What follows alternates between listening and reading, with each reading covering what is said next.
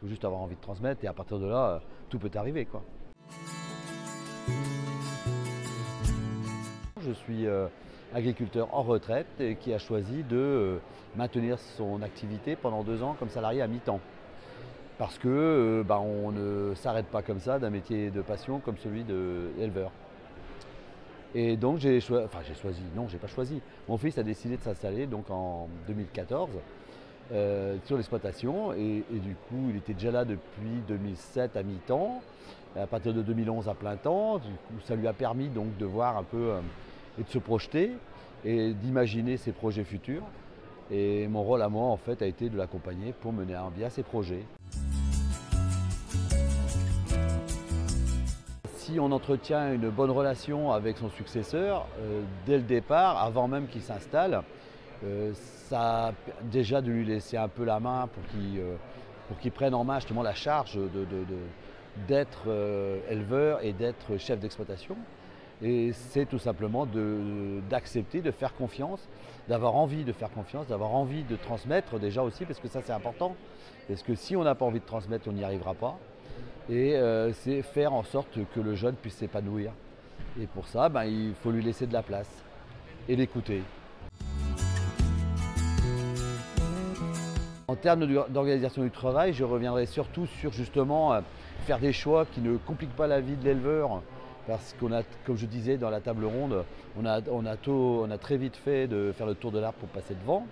Et alors que nous, il faut qu'on aille quand même assez vite à l'objectif, essayer au moins d'y choisir le meilleur chemin et le plus rapide, et pour que justement on ne se perde pas dans l'immensité de travail qu'on pourrait se mettre en surcharge, et pour être objectif, pragmatique et avoir un outil de travail fonctionnel dans lequel à une seule personne on peut arriver sur 1 à 2 journées, voire maximum 1 semaine, à faire le travail tout seul. Cédric a décidé de s'installer. À l'époque, on était à 2 associés. Et donc, pour savoir si on était compatibles tous les 3, on a décidé de mettre en place la formation OPR, Optimisation du potentiel relationnel, qui permet, à partir d'un questionnaire, d'élaborer le profil de chaque associé.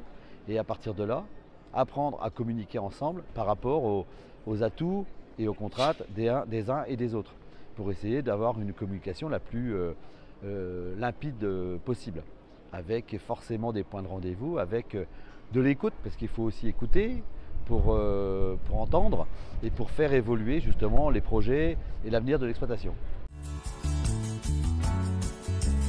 On a mis en place déjà 2 EARL croisées, une sur l'atelier porc et une sur l'atelier lait et culture.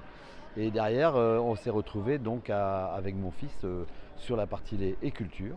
Et là, du coup, forcément, on avait notre point de ralliement qui est le bureau, dans lequel on se retrouve tous les matins à 9 h.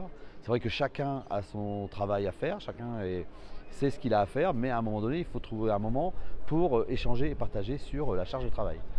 Et donc, c'est ce qu'on a mis en place donc, au niveau d'un bureau qui a été agrandi, en y mettant aussi les sanitaires pour pouvoir accueillir les stagiaires, les salariés, pour qu'ils aient, avec un coin cuisine, un coin café, et l'accès à l'informatique aussi, pour qu'on puisse justement faire les enregistrements qu'il y a à faire, à chaque fois que c'est à faire, et que chacun puisse le faire.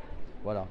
Ne pas avoir une personne, comment dirais-je, qui ferait tous les enregistrements, et que les autres n'y aient pas accès, et du coup ça met des personnes un petit peu en situation de, pas d'indispensable, mais bon voilà quoi. Il faut éviter ce genre de situation où on retrouve des personnes qui se retrouvent indispensables.